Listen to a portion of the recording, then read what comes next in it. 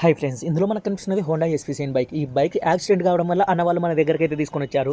Honda బైక్లలో కింద పడిందంటే కంపల్సరీగా ఇంజన్లోకి వచ్చేసి పెట్రోల్ అయితే వెళ్తుంది. మనం గేజ్ చెక్ చేయగా కాస్త గేజ్కి అయితే ఎక్కువైతే కనిపిస్తుంది. దీనికి ఆయిల్ చేంజ్ అయితే రీసెంట్గానే చేశారు. కానీ మనకి ఇంజన్లో పెట్రోల్ కలిసిందంటే ఇంజన్ అనేది స్మూత్నెస్ పోతుంది కాబట్టి వెంటనే మనకు దీనికి కొత్త ఇంజన్ ఆయిల్ అయితే వేయడం అయితే జరుగుతుంది. మనం గేజ్ కూడా చెక్ చేస్తే కాస్త ఎక్కువగా అయితే గేజ్కి అయితే కనిపించింది. అలాగే సైడ్ కవర్లో ముందర ఉన్న మడ్గాడు మనకి ఈ మీటర్ కవర్ కూడా మొత్తం అయితే పగిలిపోయాయి. దీన్ని మొత్తం అయితే మనం సెట్ అయితే తీసుకొని వచ్చాం. నార్మల్వి కంపెనీ అయితే ఇక్కడ మన డోన్లో అయితే దొరకలేదు. కంపెనీ కావాలంటే నేనైతే కర్నూలుకి అయితే వెళ్తాను. ఇప్పుడు వర్క్ జరగడానికి మనం నార్మల్వి అయితే తీసుకొని వచ్చాం.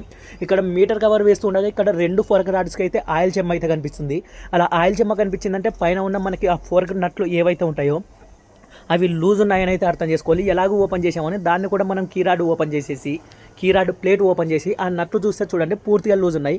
వీటిని కూడా మనం టైట్ చేయడం అయితే జరిగింది. మొత్తం ఫిట్టింగ్ చేసి మనం వాటర్ సర్వీసింగ్ చేసి 200 రూపీస్ మన ఫిట్టింగ్ ఛార్జ్ అయితే తీసుకోవడం జరిగింది ఫ్రెండ్స్.